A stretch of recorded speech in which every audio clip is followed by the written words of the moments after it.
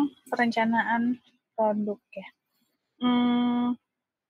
Minggu lalu kalau nggak salah tugasnya tentang organisasi ya, organisasi pengembangan, tentang apa namanya, saya minta tiap kelompok dibuat, apa namanya,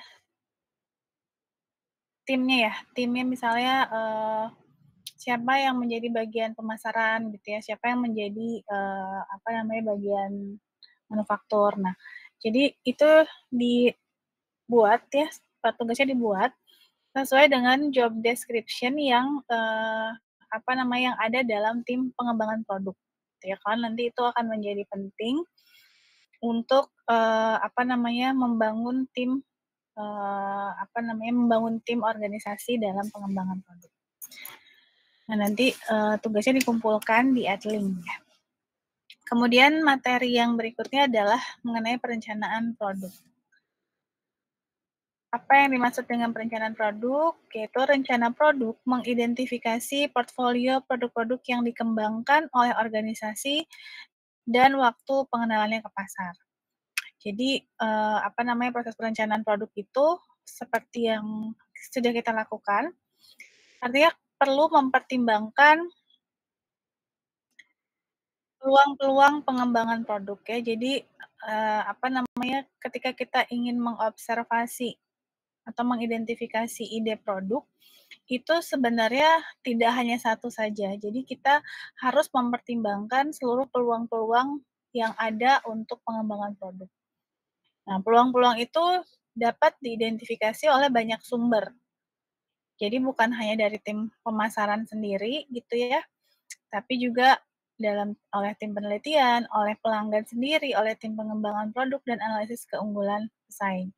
Jadi bagian pemasaran ini tidak hanya bekerja pada akhir, atau pada ketika produk sudah ada gitu ya, ketika produk sudah jadi kemudian tim pemasaran yang, bertugas untuk memasarkan. Tapi bagian pemasaran ini bekerja justru pada awal, produk masih apa namanya, masih direncanakan ya, atau pada awal pengembangan produk. Karena salah satu tugas pemasaran adalah menjembatani interaksi antara perusahaan dan pelanggan. Gitu ya. Bagaimana interaksinya? Apakah lewat wawancara, atau melalui pengamatan langsung, atau lewat kuesioner gitu. Tim pemasaran ini bertugas untuk tadi mengidentifikasi peluang-peluang yang muncul, gitu ya, peluang-peluang yang mungkin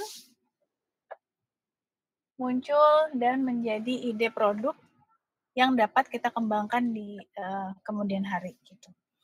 Nah, selain dari tim pemasaran tadi bagian penelitian sendiri atau bahkan dari pelanggan sendiri. Kenapa? Karena pelanggan yang paling mengetahui apa produk yang paling diinginkan oleh pelanggan tersebut gitu ya. Kemudian oleh tim pengembangan produk sendiri dan analisis keunggulan pesaing. Jadi ini belum dibahas kan ya? Sudah dibahas?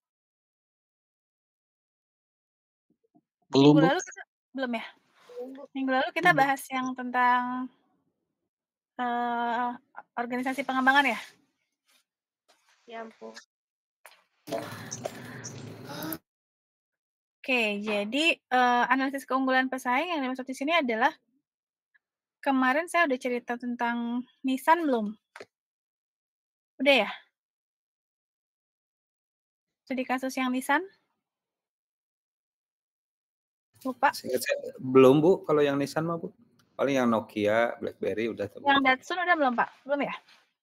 Belum, Bu, Belum. Nissan Datsun.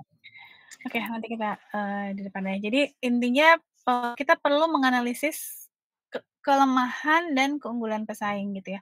Ketika pesaing sudah muncul di depan gitu ya, kemudian kita amati nih, apa yang menjadi kelemahannya. Nah, ketika kita bisa mengamati apa yang menjadi kelemahan pesaing, di situ kita masuk gitu. Contohnya apa, tadi Nissan, seperti kita tahu, Nissan itu masih ada nggak ya pabriknya di Indonesia? Nissan Indonesia sudah ada yang tahu? Kalau dealer-nya masih ada, Bu, cuman Dealer-nya ada masih ada. produk iya, cuman produknya Oh, di Indonesia atau built in gitu ya, impor gitu. oke, jadi Nissan Indonesia itu tutup ya, artinya pabrik Nissan itu sudah tutup pada tahun 2020. Yang kita tahu kan Nissan ini sudah berdiri lama di Indonesia. Jadi Nissan itu bukan hanya Nissan Indonesia aja, tapi Nissan itu punya perusahaan induknya di Jepang gitu ya. Dia ada di Thailand, dia ada di dia ada di Jepang, dia ada di Indonesia, dan di India juga.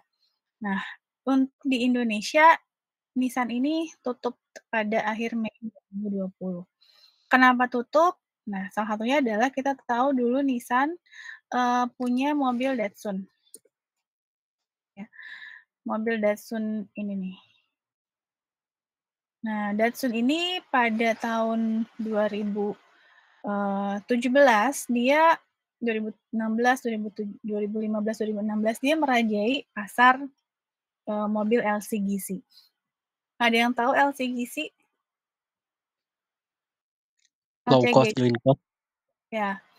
LCGC ini adalah mobil low cost green card ya, atau disebut juga mobil murah. Kenapa disebut mobil murah, low cost green card ya?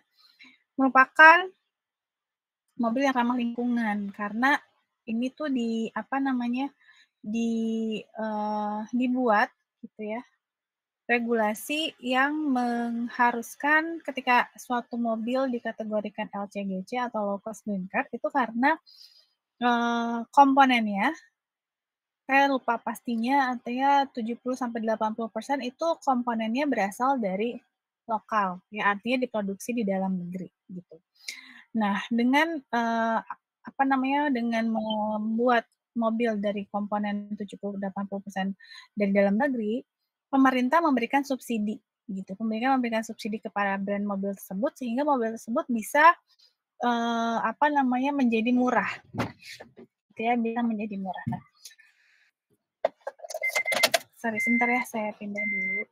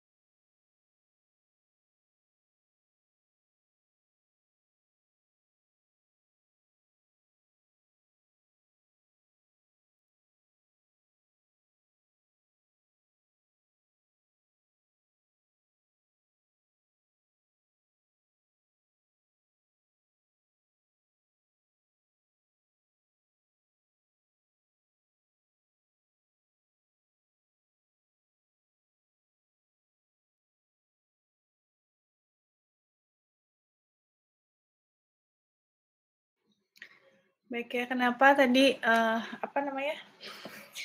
disebut LCGC karena dia komponennya 70-80% dari dalam negeri sehingga dapat subsidi dari pemerintah dan akhirnya bisa dijual dengan harga murah. Nah, kemudian Datsun ini salah satu yang merajai ya saat itu awal-awal kemunculannya gitu dengan LCGC, kemudian dia, apa namanya, ya pokoknya disukai dan merajai pasar gitu. Nah, kemudian yang merek lain saat itu Toyota dan Daihatsu belum mengeluarkan LCGC. Nah, kemudian, eee, setelah, apa namanya, kesuksesan ya versi yang pertama dari Datsun, dia agak lama nih untuk ke pengembangan selanjutnya. Nah, hal ini dicermati oleh pesaing ya, dalam arti mobil yang lain Toyota, Daihatsu gitu. Ternyata dia, apa namanya, untuk ke pengembangan yang selanjutnya, dia agak lama. Artinya mobil, apa namanya, belum ada mobil matic-nya gitu ya, terus kemudian ketika ditanya, ketika pelanggan menanyakan untuk, mobil family-nya gitu yang lebih besar gitu ya, gitu. Nah, dan, dia sudah merencanakan untuk yang 3 baris gitu ya, mobil yang 3 baris, tetapi ternyata baru bisa keluar, 2 tahun kemudian ya, 2 tahun lagi. Nah, hal ini yang menjadi titik lemahnya dari Datsun ini. Kemudian Toyota mengeluarkan Sigra ya,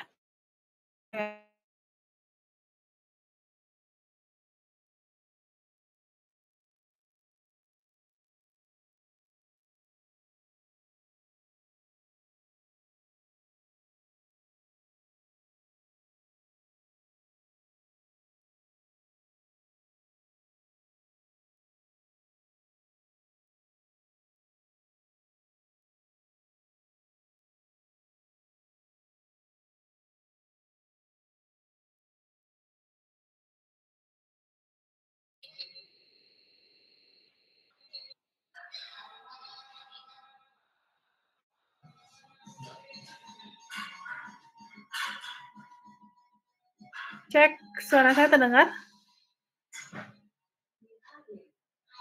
Cukup jelas, Bu. Terdengar. Jadi sampai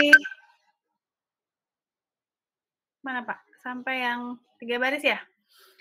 Nah, Daihatsu mengeluarkan, apa namanya, Sigra, ya, dengan mobil yang 3 baris ini. Dia sudah mengeluarkan, apa namanya, transmisinya manual dan juga transmisinya otomatis. Nah, pasar ini yang, diambil gitu ya, mereka mencermati kelemahan dari, pesaing gitu ya, kesuksesannya pesaing ada, kemudian dia amati kelemahannya di mana. Ternyata kelemahannya adalah untuk pengembangan mobil yang selanjutnya, mereka ada waktu, ada delay, ada jeda gitu. Nah, ini yang diambil oleh mobil pesaing. Akhirnya apa yang terjadi, Nissan tidak bisa mempertahankan penjualannya gitu ya, karena, apa, dibandingkan dengan pesaing, dia udah bisa, transmisi otomatis, kemudian dia udah 3 baris, harganya juga harga yang murah karena dia termasuk LCGC juga, apalagi didukung oleh 2 perusahaan kan ya, Toyota dan Daihatsu. Nah, akhirnya, apa salah satu penyebab dari tutupnya, Nissan Indonesia itu adalah tadi ya, tidak bisa, melihat adanya, walaupun dia tadi, apa, ada keberhasilan gitu ya di Datsun yang pertama, ternyata itu tidak dibarengi dengan next-nya apa nih, gitu ya. Karena, eee, kita jangan lupa bahwa kita tidak berenang sendiri, ada pesaing yang mengamati kita ya. Ada pesaing yang mengamati dan pesaing itu udah siap-siap dengan, di mana nih kelemahan kita, kemudian poinnya masuk gitu. Jadi tadi kembali lagi bahwa pada proses perencanaan ini, peluang-peluang ide produk itu bisa muncul dari pesaing gitu ya. Ketika pesaing berhasil mengeluarkan satu produk, kemudian kita amati kelemahannya ada di mana. Kelemahan tersebut, yang bisa menjadi ide peluang bisnis kita gitu. Nah, kemudian rencana produk secara teratur diperbaharui agar mencerminkan adanya perubahan dalam lingkungan persaingan, teknologi, dan informasi keberhasilan produk yang sudah ada. Ini persis seperti yang tadi Nissan ya. Jadi informasi keberhasilan produk ini udah ada. Tadi Nissan Go yang versi yang pertama itu udah keluar gitu ya. Nah, kemudian siap-siap nih gitu. Kalau nggak duplikasi artinya apa kelemahannya gitu. Karena, apa namanya, rencana produk ini harus senantiasa diperbaharui untuk apa namanya, selalu berubah sesuai dengan dinamika, pelanggan ya, dinamika kebutuhan, pelanggan yang selalu berubah, gitu. Jadi, pelanggan itu tidak cukup puas dengan satu hal aja, gitu ya, dengan satu, kebutuhan kemudian udah selesai gitu, tapi selalu ada kebutuhan lain. Nah, ketika, apa namanya, produk yang ini sudah tidak memenuhi apa yang menjadi keinginannya, nah dia akan beralih gitu ya, ke produk yang mampu mensuplai apa yang menjadi kebutuhan dia, gitu. Nah, kemudian rencana produk dikembangkan dengan memprediksi sasaran perusahaan, kemampuan, batasan, dan lingkungan persaingan. Nah, tadi mungkin pertanyaannya kenapa untuk mengembangkan produk itu sampai sekian lama gitu ya, waktu pengembangan produknya dari mobil yang pertama ke yang berikutnya, itu memerlukan waktu 2 tahun. Nah, ternyata itu juga ada pengaruh dari kebijakan manajemen.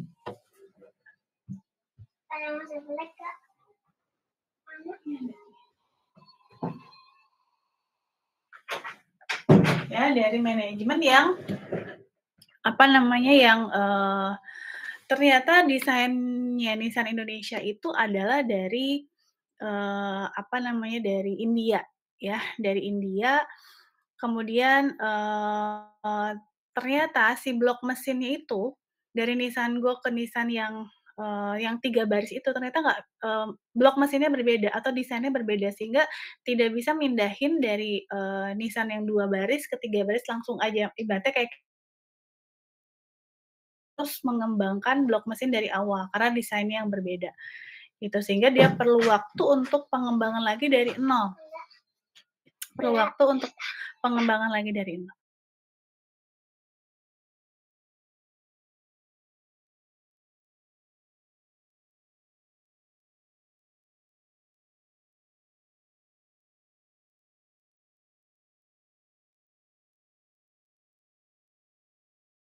Tuh jadi, di sini kita perlu, memprediksi ya, apa sasaran perusahaan gitu ya, eee, kita perlu mengetahui kemampuan kita itu di mana gitu ya, ketika ternyata kemampuan kita nih agak lama nih gitu, karena, eee, yang mana kalau, tidak cepat respon atas permintaan pasar ya artinya itu menjadi kelemahan kita yang sewaktu-waktu bisa pesaing ambil gitu. Nah, tadi karena kurangnya perencanaan atau karena kebijakan perusahaan yang, bukan dari Nissan Indonesia tapi dikasih dari India gitu ya, Nissan India desainnya, sehingga itu tadi blok mesinnya nggak bisa dipindahin nih, sehingga untuk membangun atau, membuat, Nissan yang 3 baris itu perlu dari awal lagi waktu pengembangannya 2 tahun gitu. Nah, kemudian kita juga perlu menetapkan batasan ya, kemampuan, batasan kita seperti apa dan bagaimana lingkungan persaingan kita. Karena Nissan Indonesia, agak lemah ya dalam atau tidak tidak tidak apa namanya, preventif menjaga bagaimana lingkungan persaingan, kemudian tidak mampu untuk menilai kemampuan sejauh mana sehingga akhirnya tidak dapat mempertahankan penjualan dan akhirnya terpaksa harus tutup. Nah, kita bisa bayangkan ya perusahaan sebesar Nissan Indonesia aja yang sudah lama ada di Indonesia gitu, ternyata harus gulung tikar karena salah atau kurang cermat dalam proses perencanaan produk. Ya, maka organisasi yang tidak berhati-hati dalam merencanakan portfolio suatu proyek pengembangan sering mengalami hal-hal yang tidak efisien. Seperti yang pertama adalah pasar target dibandingkan dengan produk pesaing itu tidak terpenuhi. Artinya apa? Ini kan Indonesia sudah menetapkan pasar target nih. Tahun pertama kita terjual sekian ribu, tahun kedua kita terjual sekian ribu. Ternyata gitu ya, setelah tahun-tahun berjalan, ini pasar target terus menurun.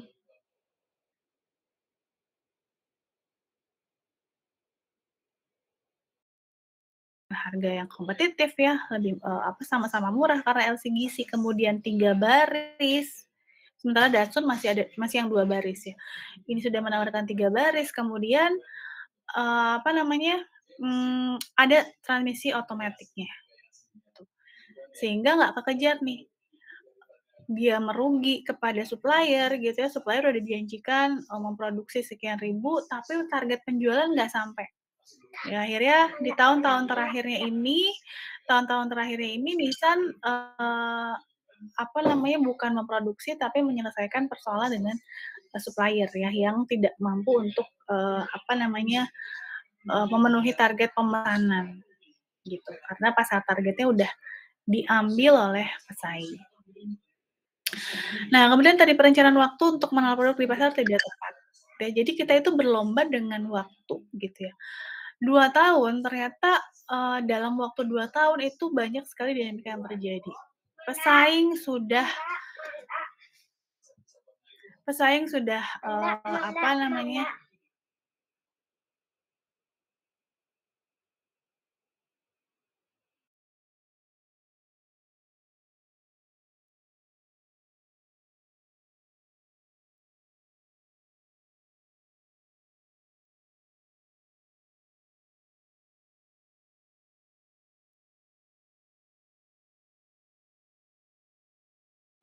jadi perencanaan waktu di pasar tidak tepat, ya akhirnya diambil oleh pesaing. Terus kemudian, adanya ketidaksesuaian antara kapasitas pengembangan keseluruhan dengan jumlah proyek yang kekurangan, kemudian distribusi sumber daya kurang baik. Nah, ternyata sumber daya ini juga sangat berpengaruh ya, misalnya ketika, dalam tim, tidak memiliki, suatu keahlian tertentu yang diperlukan, misalnya tadi ya, ibaratnya kayak, eee, di Nissan yang pertama dengan, proyek pengembangan yang kedua, itu kan karena dia mengembangkan blok mesin dari awal lagi, gitu ya. Kalau misalnya dari awal sudah diantisipasi hal itu, misalnya dengan meminta desain yang sesuai dengan blok mesin yang tipe yang pertama, gitu ya, sehingga tidak perlu mengembangkan dari awal lagi, kemungkinan, tadi hal-hal yang tidak efisien itu bisa dihindari, gitu. Kemudian yang berikutnya adalah permulaan dan pembatalan proyek yang tidak menguntungkan dan frekuensi pengaturan proyek yang berubah, ya. Nah, yang berikutnya adalah tipe proyek pengembangan produk ya. Ada 4 tipe proyek pengembangan produk. Yang pertama adalah platform produk baru atau new family product ya. Pada tipe proyek ini melibatkan usaha pengembangan utama untuk merancang suatu keluarga produk baru berdasarkan platform yang baru dan umum. Keluarga produk baru akan memasuki kategori pasar dan produk yang sudah dikenal. Nanti kita akan lihat contohnya seperti apa ya. Nah, keuntungan dari platform produk baru ini atau new family product ini yang pertama adalah ya ketika tipe proyek pengembangan kita mengadopsi platform produk baru atau new family product, ada beberapa keuntungan yang akan kita dapatkan. Yang pertama adalah increase speed. Artinya apa kira-kira increase speed?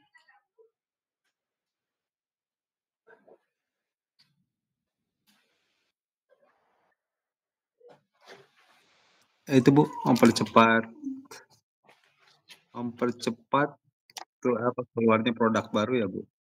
Meningkatkan kecepatan ya, increase meningkatkan, speed itu adalah kecepatan. Jadi meningkatkan kecepatan dalam pengembangan dalam pengembangan produk baru.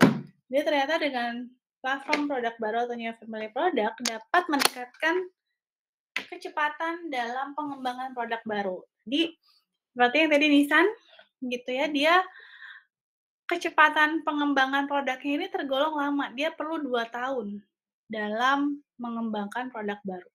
Dalam 2 tahun ini ternyata banyak yang terjadi. Seperti apa new family product? Nanti kita lihat ya. Terus yang kedua adalah manufacturing can be flexible. Kira-kira apa tuh ya? Manufacturing can be flexible.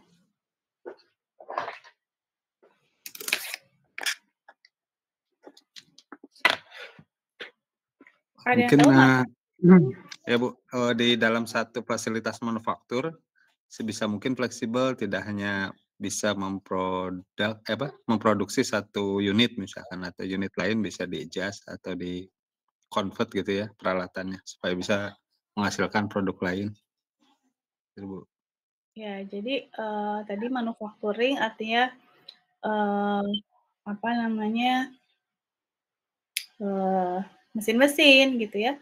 Manufacturing dapat diatur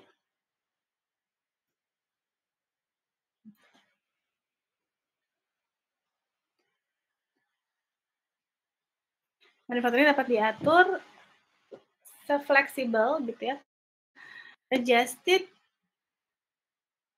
adjusted ini menyesuaikan gitu, jadi dapat diatur se-fleksibel mungkin menyesuaikan dengan, apa namanya ya, manufacturing can be flexible adjusted atau manufaktur dapat secara fleksibel disesuaikan gitu ya, to create new product, untuk membuat produk baru. Jadi sistem manufakturnya ini, apa namanya, nggak perlu benar-benar, di-setting untuk mengembangkan produk baru gitu.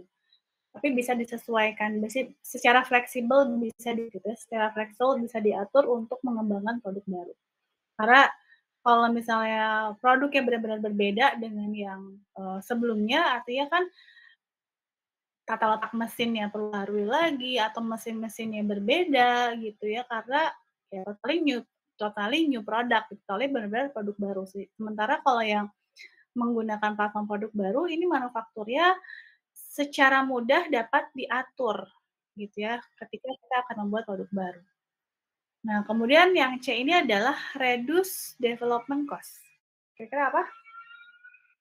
Biaya pengembangan. Mengurangi biaya pengembangan, Bu. Ya. Reduce adalah mengurangi biaya reduce development cost, mengurangi biaya pengembangan ya, pengembangan produk biayanya dapat dikurangi. Biaya pengembangan produk dapat dikurangi. Terus yang D adalah ability to upgrade product easily. Kemampuan untuk mengupgrade produk ya, kemampuan untuk mengupgrade produk secara lebih mudah. Kemudian yang E adalah reduce testing. Reduce itu apa? Mengurangi, Bu. Menurunkan. Ya, mengurangi testing pengujian. Reduce testing, mengurangi pengujian on new product, pada produk baru. Jadi pada produk baru ini pengujiannya dikurangi. Pengujian yang seperti apa? Jadi ketika kita membuat produk baru, artinya kita perlu pengujian. Pengujiannya ada di komponennya, gitu ya. Bagaimana komponen tersebut, apakah komponen-komponen tersebut saling bisa berjalan sesuai dengan fungsinya, gitu ya. Kenapa dapat mengurangi pengujian produk baru? Karena komponen-komponennya, as common component are used. Karena komponen yang komponen-komponen dari produk baru tersebut sudah pernah digunakan. Are used ya, sudah pernah digunakan pada produk yang terdahulu. Gitu. Karena sudah digunakan pada produk yang terdahulu, artinya sudah berjalan baik, gitu, sudah berfungsi di produk yang dulu, sehingga dapat mengurangi pengujian ya ketika komponen tersebut dipakai di produk yang baru. Nah, jadi ini beberapa kegunaan atau manfaat ketika kita mengadopsi platform produk baru atau new family product. Nah, ada contoh VW atau Volkswagen pada tahun 99, dia mengembangkan 19 model model mobil yang dikembangkan di bawah 4 merek ya. Mereknya antara lain Audi, Skoda, Seat, dan VW sendiri. Jadi VW ini mengembangkan 19 mobil di bawah 4 brand, 4 merek ya. Audi, Skoda, Seat, dan VW. Nah, kemudian dari 4 tipe mobil ini, 4 merek mobil ini, dia menggunakan platform produk baru gitu ya. Jadi menggunakan platform yang sama di 19 model mobil ini. Platformnya apa aja? Yaitu car floor system,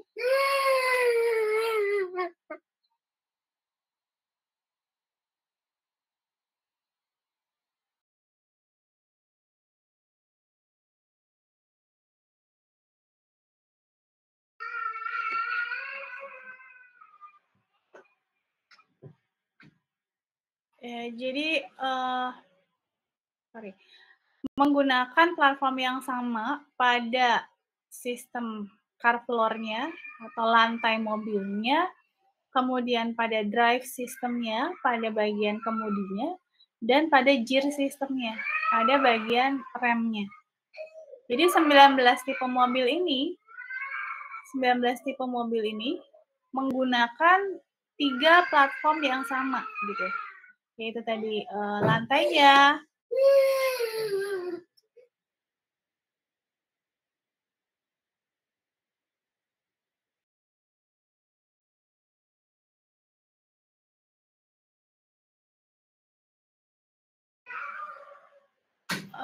tipe lantainya, sistem lantainya, sistem kemudinya, dan sistem remnya. Itu. Kemudian ternyata dengan menggunakan platform yang sama pada 19 tipe mobil, di sini VW bisa menghemat sampai $1,5 billion per tahun. Ya, dalam pengembangan produknya dan capital expenditure-nya, ya pengeluarannya.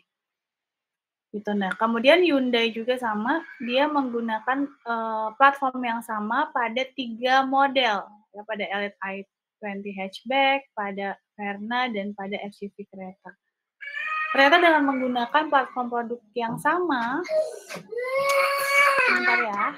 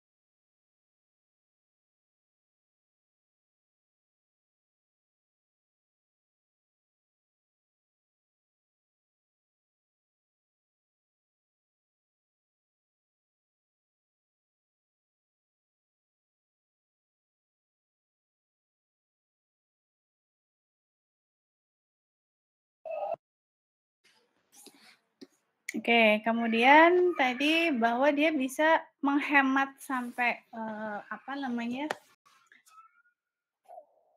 menghemat biaya, meningkatkan kecepatan gitu ya.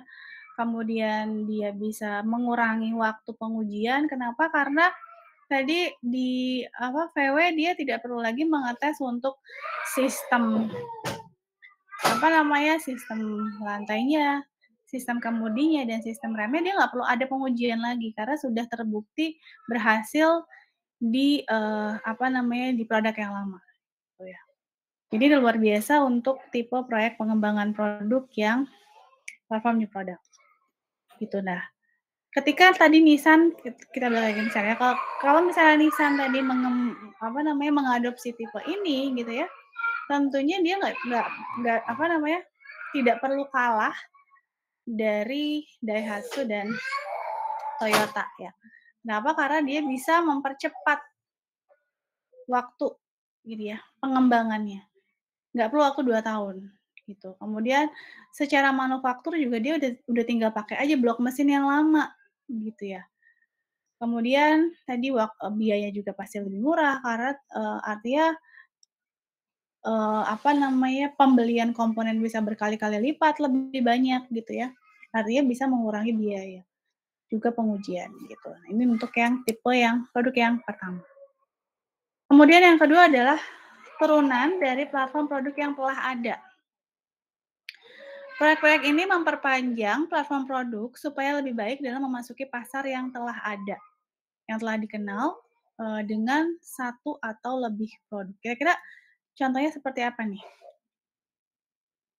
Untuk yang kedua, turunan dari platform produk yang telah ada. Kalau yang ketiga, peningkatan perbaikan untuk produk yang telah ada. Nah, yang kedua dan ketiga ini hampir sama ya. Yang kedua ini turunan dari platform produk yang telah ada. Sementara kalau yang ketiga ini sama, turunan juga, tapi fungsinya adalah untuk peningkatan perbaikan. Gitu ya. Hanya melibatkan, untuk yang ketiga ini melibatkan penambahan atau modifikasi beberapa detail produk dari produk yang telah ada dalam rangka mencegah lini produk yang ada pesaingnya. Nah, perbedaannya yang kedua ini seperti series produk. Ya, jadi series produk kita tahu dari laptop ya, dari dari MacBook gitu ya, dari laptop, kemudian ke iPad gitu ke tab, dari laptop ke tab gitu ya. Sementara kita tahu bahwa teknologi laptop ke tab itu berbeda jauh apa tidak? Dari teknologi laptop ke tab kira-kira jauh nggak teknologinya? Kalau sekarang sih hampir sama Bu isinya. Ya, sebenarnya hampir sama ya Pak ya? Beda Gitu. bentuknya aja mungkin. Iya, Hampir sama sih sekarang Bu. hampir sama. Apalagi kalau misalnya sekarang aja udah laptop udah ada yang seperti tab gitu ya, bisa dilipat-lipat dan sebagainya. Nah, jadi karena teknologi hampir sama, kemungkinan besar komponen-komponen yang digunakannya pun hampir sama gitu. Tapi tetap fungsinya masing-masing gitu ya. Ketika kita mau bekerja dengan lebih serius, mungkin ya kita lebih prefer untuk lebih memilih untuk menggunakan laptop gitu ya. Nah, tapi komponen-komponennya banyak yang digunakan dari produk yang lama. Terus kemudian dari tab kita beralih ke handphone gitu ya, terus dari handphone ke smartwatch gitu ya. Karena kita tahu smartwatch itu kan juga fungsinya sekarang sudah mirip-mirip dengan handphone gitu ya. Kenapa sih kita masih perlu smartwatch gitu ya atau jam tangan pintar? Ternyata untuk orang yang sedang mobilitas gitu ya, pelari atau pengemudi gitu ya ketika mendapatkan telepon dan nggak mungkin untuk menerima telepon saat itu, kemudian dilihat gitu lewat smartwatch-nya gitu. Kemudian teknologinya juga hampir sama. Nah, jadi ini adalah turunan dari platform produk yang telah ada. Nah, itu biasanya dalam bentuk series produk gitu. Tapi walaupun teknologinya sama, tapi menghasilkan produk yang berbeda. Nah, kalau yang ketiga peningkatan perbaikan untuk produk yang telah ada. Nah, kalau ini seperti hanya penambahan sedikit atau modifikasi dari detail produk dari produk yang telah ada. Misalnya perubahan minornya gitu ya. Jadi kayak misalnya handphone seri yang akan datang perubahannya misalnya di lensa kameranya, atau di di LCD-nya, atau di speaker-nya gitu. Jadi hanya menambahkan sedikit atau modifikasi dari beberapa detail spesifikasi produk saja. Sementara kalau ini benar walaupun teknologinya sama, menghasilkan produk yang benar-benar berbeda gitu ya, dari laptop ke iPad atau ke tab, dari tab ke smartwatch, dari smartwatch ke mana lagi gitu. Ini turunan dari produk yang telah ada, sementara kalau ini benar-benar perbaikan kecil dari produk yang sudah ada hanya dimodifikasi. Misalnya kalau mobil perubahannya di interiornya atau di lampu-lampunya misalnya, hanya sebagian kecil saja yang berubahnya. Nah, kalau yang keempat ini benar-benar produk baru. Ya, benar-benar melibatkan menciptakan produk baru gitu yang sangat berbeda, baik itu teknologinya, kemudian pasarnya juga baru atau bahkan belum dikenal. Proyek ini umumnya melibatkan lebih banyak resiko. Keberhasilan jangka panjang perusahaan tergantung dari apa yang dipelajari melalui proyek-proyek penting ini. Jadi ini pada dasarnya benar-benar produk baru. Nah, itu ada 4 tipe pengembangan produk ya.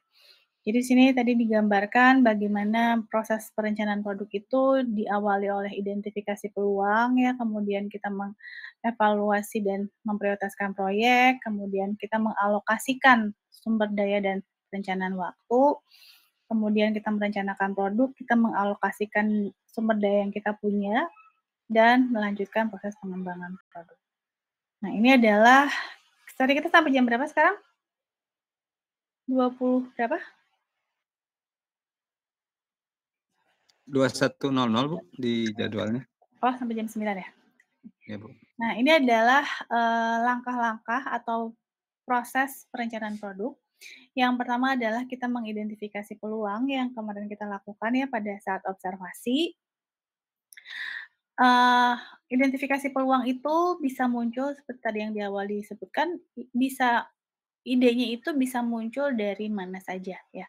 Yang pertama dari tadi tim pemasaran dan penjualan, ternyata tim pemasaran itu tidak bekerja di akhir saja ketika produk sudah ada kemudian, bertugas untuk memasarkan saja, tapi pemasaran ini sebenarnya sebagai ujung tombak ya. Dia yang mengidentifikasi peluang mana nih yang, bisa dikembangkan menjadi, produk baru gitu.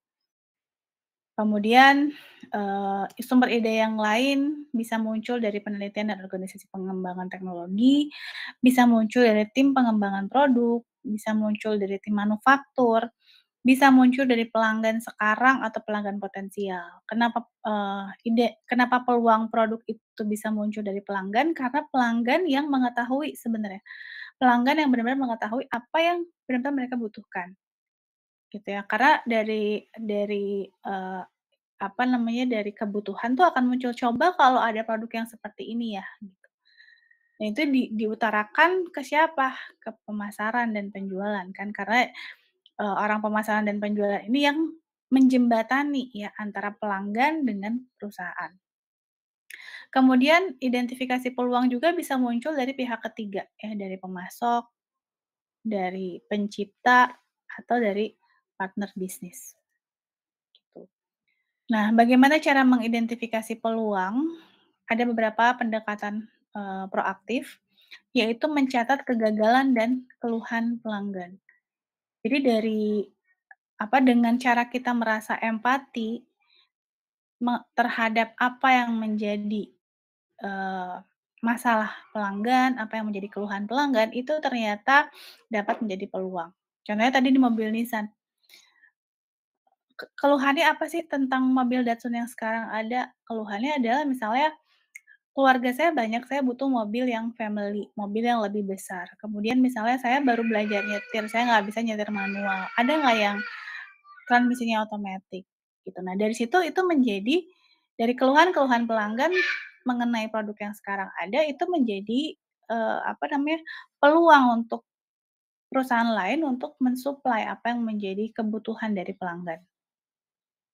Kemudian yang perlu diwawancarai adalah pengguna utama. Kita harus memastikan siapa pengguna utama kita. Makanya kemarin di observasi itu menjadi penting bahwa siapa pelanggan kita. Gitu ya, karena kita perlu tahu siapa pengguna utama kita, Kak. Karena kita nggak bisa generalisir kemarin ya, pelajarannya kita nggak bisa terlalu generalisir umur pelanggan kita misalnya dari umur 13 tahun sampai umur 50 tahun. Kenapa? Karena keluhannya, kebutuhannya berbeda, gitu. Semakin kita bisa mengidentifikasi siapa pengguna utama kita, artinya yang jelas gendernya, jelas, segmentasi pelanggannya, sehingga kita benar-benar bisa mendapatkan peluang, ya. Karena udah pasti, tepat gitu ya, apa yang menjadi keluhannya dan apa yang menjadi kebutuhannya. Kemudian kita perlu memperhatikan perubahan gaya hidup. Ya, kenapa? Karena gaya hidup itu atau fashion atau ya manusia itu selalu dinamika ya, harus selalu selalu berubah mengikuti gaya hidup, gitu. Sekarang butuhnya yang seperti ini, ke depannya butuhnya berbeda lagi dan kita harus bisa menangkap peluang itu. Kemudian kita mengumpulkan usulan pelanggan, kemudian yang tidak kalah penting adalah studi kondisi pesaing. Kelebihannya apa dan kelemahannya apa yang dikenal oleh pelanggan. Karena dari kelemahan pesaing itu bisa menjadi peluang bagi kita. Gitu. Jadi kita tidak bisa berdiri sendiri gitu, tanpa memperhatikan kondisi pesaing.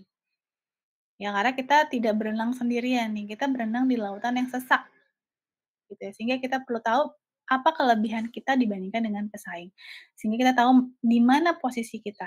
Jangan sampai harga kita di atas, pesaing sementara spesifikasi kita ada di bawah pesaing. Tentunya, produk kita tidak akan laku gitu ya. Nah terus kemudian yang kedua, ya, setelah kita mengidentifikasi peluang, tadi sumber peluangnya dari mana, kemudian bagaimana, cara mendapatkan peluang ya, kemudian proses perencanaan produk yang kedua adalah kita mengevaluasi dan prioritas proyek. Bagaimana cara mengevaluasi peluang yang muncul, gitu ya. Jadi langkah kedua dalam proses perencanaan produk adalah memilih proyek yang paling menjanjikan untuk dikembangkan. Karena dari sekian banyak peluang, tentunya tidak mungkin seluruhnya kita kembangkan dalam satu waktu ya. Jadi kita harus memilih proyek mana yang paling menjanjikan untuk dikembangkan. Nah, kita bisa melihat dari 4 perspektif dasar. Ya, kita bisa melihat dari secara atau strategi bersaing ya, dari kacamata bersaing, persaingan, dari kacamata segmentasi pasar, dari alur teknologi, dari perencanaan platform. Itu kita bisa lihat dari 4 perspektif ini untuk memilih proyek mana yang paling menjanjikan untuk dikembangkan. Nah, ketika kita memilih strategi bersaing gitu ya, ini bisa menjadi salah satu, strategi untuk yang digunakan untuk memilih peluang. Jadi ketika strategi bersaing dipilih, ini merupakan sebuah pendekatan pasar dan produk yang mendasar dengan memperhatikan para pesaing. Jadi kita memperhatikan pesaing. Jadi ketika misalnya kita ingin mengembangkan produk baru, terus kemudian kita mengevaluasi, itu dengan memperhatikan pesaing. Nah, strategi pesaing yang pertama adalah kepemimpinan teknologi. Kalau produk yang akan kita kembangkan itu mempunyai kepemimpinan teknologi. Seperti kemarin kita belajar adanya teknologi push. Masih ingat nggak teknologi push apa? Teknologi push, ada market pull, ada proses intensif, ada customize. Teknologi push ada yang masih ingat?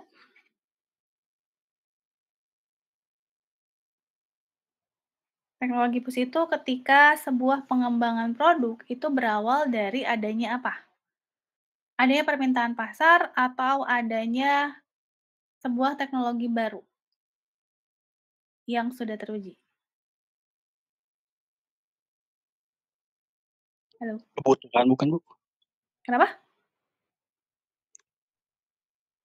Kebutuhan. Nah, kalau yang kebutuhan itu, pengembangan produk yang berasal dari kebutuhan itu namanya market pull, pasar yang ditarik. Tapi kalau pengembangan produk yang berasal dari sebuah teknologi baru, itu disebut dengan teknologi push ya. Jadi pengembangan produknya berawal dari teknologi. Contohnya apa? Seperti mobil listrik. Itu apakah berasal dari kebutuhan pasar? Belum tentu ya, karena selama ini pasar, selama masih ada BBM, ya tentunya memilih produk mobil biasa gitu ya. Kenapa? Karena yang mobil listrik tentunya lebih mahal. Jadi kepemimpinan teknologi adalah ketika kita memilih peluang yang kita memiliki apa namanya, keunggulan dalam hal teknologi. Orang lain belum punya teknologinya nih, kita udah punya duluan. Jadi kita pilih aja ini gitu ya. Jadi ketika kita mempunyai kepemimpinan secara teknologi. Kepemimpinan secara yang kedua adalah kepemimpinan secara biaya. Ya, ketika kita peluang yang kita unggul dalam hal biaya. Contohnya apa? Misalnya kita bisa memilih komponen yang lebih murah gitu ya, substitusi komponen yang lebih murah sehingga biayanya jauh lebih murah dibandingkan dengan pesaing. Ya udah kita kembangkan aja nih karena kita punya kepemimpinan biaya. Atau misalnya kenapa? Kita dekat dengan sumber bahan baku gitu. Kita pilih kembangkan yang kepemimpinan biaya karena kita bisa bersaing nih harga kita lebih murah jauh berkali-kali lipat dibanding pesaing. Gitu. Itu yang disebut dengan strategi bersaing di kepemimpinan biaya. Kalau yang teknologi kita punya keunggulan dalam hal teknologi. Nah yang ketiga, kalau kita bisa fokus pada pelanggan. Fokus pada pelanggan yang di sini adalah ketika kita bisa, produk yang kita kembangkan itu benar-benar sesuai dengan apa yang menjadi kebutuhan dari pelanggan ya, sehingga orang lain belum ada nih yang mengembangkan seperti itu.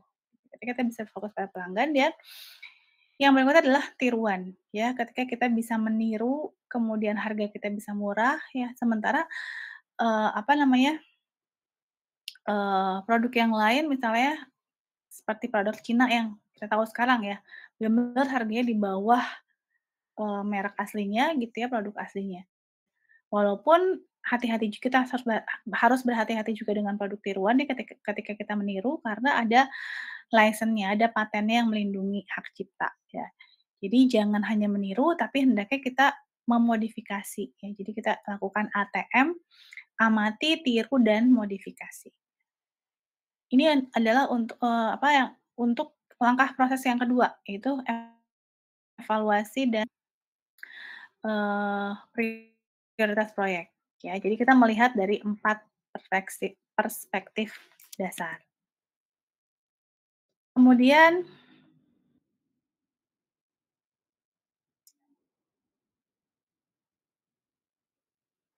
slide-nya sudah terlihat?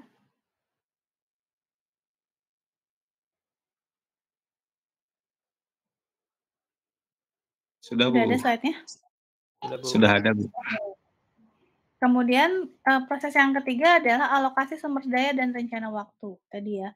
Jadi, apa namanya, rencana waktu itu sangat diperlukan. Oh, sorry. Tadi evaluasi itu yang pertama tadi strategi bersaing, ya, dari kepemimpinan secara teknologi, kepemimpinan biaya, fokus pada pelanggan, dan tiruan. Kemudian segmentasi pasar. Jadi pembagian pasar ke dalam segmen-segmen memungkinkan perusahaan untuk mempertimbangkan tindakan-tindakan pesaing dan kekuatan produk perusahaan berdasarkan kelompok pelanggan yang jelas. Jadi ketika kita bisa, benar-benar mengelompokkan pelanggan, ya, benar-benar mengelompokkan pelanggan dengan jelas, artinya ketika kita bisa membuat segmentasi pasar yang jelas, kita bisa mengetahui apa kebutuhan dari segmentasi pasar tersebut. Ya, sehingga benar-benar cocok antara apa yang diinginkan oleh pasar dengan produk yang kita buat, sehingga tingkat keberhasilan menjadi lebih tinggi. Nah, itu yang bisa menjadi meng salah satu cara untuk mengevaluasi, proyek tadi ya. Memperkirakan pada segmen mana dan segmen apa produk akan kita pasarkan. Kemudian memperhatikan kelemahan pesaing ada di segmen mana, dan segmen pasar mana yang belum ada pesaingnya ya. Ketika kita bisa memperkirakan ini semua dan cocok gitu ya dan sesuai apa yang menjadi apa yang menjadi prediksi kita, ya kita akan bisa sukses di pasar. Kemudian ketika kita mempunyai alur teknologi, perhatikan kapan teknologi tersebut dibutuhkan dan bagaimana tren ke depan. Mungkinkah produk kita menjadi pelopor? Seperti misalnya mobil listrik ya, sekarang produsen-produsen seperti Hyundai, kemudian Wuling, kemudian, Tesla, itu sudah lebih dulu mengembangkan ya, pengembangan produknya ke arah mobil listrik ya. Suatu saat, apakah teknologi tersebut dibutuhkan? Tentu saja ya. Kenapa? Karena, sekarang energi atau bahan bakar BBM ya, bahan bakar minyak itu sudah semakin menipis ya, dunia sudah memerlukan energi yang terbarukan, salah satunya adalah dengan mobil listrik itu. Dan tadi merek-merek tersebut kemungkinan besar akan menjadi pelopor, karena sudah pengembangannya sudah dari jauh-jauh hari. Kemudian perencanaan platform produk, produk bisa dalam bentuk utuh atau membutuhkan produk lain turunannya. Kemungkinan produk dikaitkan dari perusahaan sendiri atau dari yang lainnya. Nah, yang berikutnya adalah evaluasi sumber daya dan penentuan waktu, ya. Bagaimana alokasi sumber daya, apakah semua, apa namanya, sumber daya yang dibutuhkan ada gitu ya, misalnya kenapa mobil yang lain atau merek yang lain belum mengembangkan mobil listrik, ya karena teknologinya belum punya ini misalnya sumber daya yang mengerti akan teknologi baterai dari mobil listrik itu belum dimiliki oleh seluruh, apa namanya, seluruh brand mobil gitu ya. Nah itu juga menjadi kendala ya ketika kita mengevaluasi proyek mana yang akan kita kembangkan gitu, karena kita nggak ada sumber dayanya misalnya. Terus kemudian waktu proyek juga ini menjadi hal yang krusial, yang sangat penting ya. Jangan sampai kita udah punya teknologinya gitu ya, kita udah punya sumber dayanya, tapi waktunya lama nih, butuh waktu 2 tahun tadi seperti nisan untuk dikembangkan. Nah, ternyata karena waktu yang tidak tepat ya ketika dimunculkan, ya akhirnya pasarnya udah diambil duluan oleh pesaing, gitu ya. Penentuan waktu pengenalan produknya ini meleset terlalu lama sehingga walaupun ya kenapa diakibatkan oleh kesiapan teknologi yang 2 tahun, ternyata pasar udah kenyang duluan gitu. Pasar udah dipuaskan duluan dengan adanya Sigra dan Kalian. Nah, oleh karena itu perencanaan produk ini menjadi sangat penting. Karena kita dikejar dengan kapan waktu peluncuran produk. Nah, maka kita perlu membuat rencana proyek pendahuluan ya. Kita, pernyataan misi berupa uraian produk, sasaran bisnis, target pasar kita siapa. Nah, target pasar ini benar-benar harus kita lakukan segmentasinya. Jadi nggak bisa target pasarnya kita adalah 13 sampai 50 tahun, karena kebutuhannya juga akan berbeda.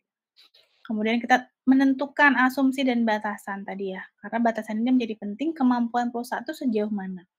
Kita menentukan fasilitas internal, pelayanannya bagaimana, lingkungannya bagaimana, kemudian penentuan staf dan kegiatan. Yang terakhir adalah kita merefleksikan hasil dengan proses. Ya, pertanyaan-pertanyaan harus muncul dan dapat dijawab adalah apakah rencana produk mendukung strategi persaingan perusahaan? Apakah rencana produk menunjukkan peluang yang paling penting? Gitu. Nah, apakah rencana produk mendukung strategi persaingan perusahaan? Nah, ini juga paling penting ya. Jadi, persaingan perusahaan gimana nih? Misalnya tadi Nissan, perencanaan produknya 2 tahun kemudian baru bisa launching. Persaingan perusahaannya gimana? Kita udah nggak bisa bersaing, ini udah duluan nih Daihatsu sama Kali sama Toyota udah muncul. Tentunya ternyata perencanaan produknya tidak mendukung strategi persaingan perusahaan. Terus, apakah rencana produk menunjukkan peluang yang paling penting? Peluangnya sudah tidak sepenting ini ketika diluncurkan 2 tahun kemudian gitu ya. Karena peluangnya muncul sekarang, bisa nggak dipercepat sekarang? Ternyata nggak bisa, karena itu harus developing dari nol lagi, gitu. Nggak bisa, mindahin blok mesin aja, karena kenapa? Tadi, manajemennya gemuk, ya. Kemarin kita udah belajar organisasi proyek. Ketika ada perubahan, nggak bisa langsung diambil keputusan segera, gitu. Karena ini melibatkan holding company gitu ya, untuk sampai ke keputusan itu butuh beberapa step dan tidak bisa Nissan Motor Indonesia yang memutuskan, harus ke Nissan Jepang gitu sebagai pemilik holding company-nya. Sehingga ketika ada dinamika di sini, itu nggak bisa buru-buru diambil, misalnya dengan merubah desain mobil gitu ya, nggak bisa buru-buru diambil keputusan. Sehingga peluangnya akhirnya menjadi, ya 2 tahun lagi kita nggak tahu apakah, peluang ini masih menjanjikan atau tidak, karena pesaing sudah muncul. Nah, apakah sumber daya cukup? Ternyata untuk mengembangkan tadi si blok mesin ini, sumber daya nggak cukup. Artinya butuh waktu lama gitu di pengembangannya, pengujiannya. Apakah elemen-elemen dalam misi konsisten, apakah asumsi yang ada memang diperlukan, dan bagaimana proses perencanaan produk dapat diperbaiki. Nah, poin pentingnya adalah ini, ketika perencanaan produk tidak dapat diperbaiki, ya artinya kita harus bersiap-siap dengan persaingan perusahaan. Dan persaingan perusahaan ini akibatnya bisa fatal, gitu ya. Nissan Motor Indonesia yang sudah berdiri belasan bahkan puluhan tahun gitu ya, harus kolaps karena kesalahan dalam merencanakan produk, tuh. Sampai sini bisa pahami, ada pertanyaan? Silakan.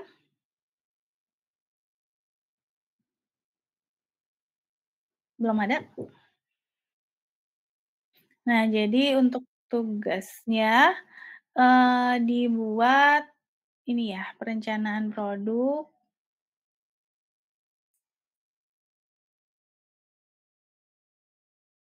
Nah ini, buatlah uraian produk, ya tentang produk yang sudah dibuat kemarin, bagaimana sasaran bisnisnya, target pasarnya, asumsinya, dan tentuan staf kegiatan. Nanti akan kita bahas minggu depan pada pertemuan keempat dan kelima. Ya. Ada pertanyaan? Tidak ada. Absensi sudah semua?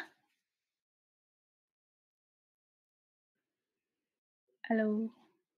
Saya belum Bu absen. Belum, Bu. Belum absen, Bu. Ini hari Rabu kan ya? Yang belum masuk itu, ini sudah ada yang absen ternyata di sini. Saya panggil yang belum checklist, sebentar. Yolanda Ripka ada? Saya share. Ada, Bu.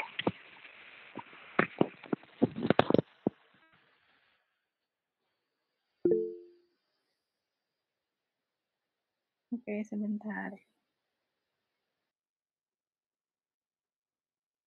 Yolanda ada ya? Ini udah checklist semua. Ada, Bu. Nah ya, berarti 37 udah hadir semua. Oke, 37.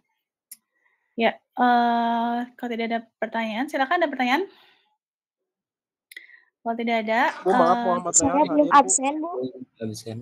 ya tadi udah semua kok. Tadi lihat nggak slide-nya? Bu, mohon Udah maaf checklist Aditya semua. Agung hadir, Bu. Udah checklist semua ya. Tadi nggak lihat tuh ya, udah checklist semua. Jadi yang saya panggil yang belum checklist, semua udah ada ya, 37 orang. Oke, ada pertanyaan lagi? Baik, Bu. Terima kasih. Ya, kalau tidak ada pertanyaan, sampai ketemu minggu depan.